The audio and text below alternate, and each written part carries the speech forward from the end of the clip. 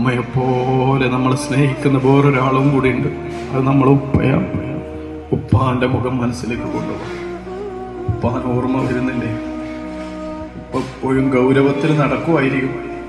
പക്ഷെ വല്ല ഗൗരവമൊക്കെ ആണെങ്കിലും ആ ഉപ്പാന്റെ മനസ്സ് നിറയെ നമ്മളോട് സ്നേഹം. കാണാൻ വലിയ സൗന്ദര്യമൊന്നും ഉണ്ടാവില്ല. കാരണം നിങ്ങൾക്ക് വേണ്ടി ജീവിച്ചപ്പോ, നിങ്ങൾക്ക് വേണ്ടി വെയിൽ കൊണ്ടപ്പോ ഉപ്പാന്റെ സൗന്ദര്യവും ഉപ്പാന്റെ ആരോഗ്യമൊക്കെ പോയിട്ടുണ്ട്. പക്ഷെ അതുകൊണ്ട് തന്നെ ചെറിയ പ്രായത്തിൽ സ്കൂളിൽ മദ്രസയൊക്കെ പോകുമ്പോൾ ഇതെന്റെ ഉപ്പയാണെന്ന് ചങ്ങായിമാരോട് പറയാനൊരു മടിയലുണ്ടായിരുന്നു.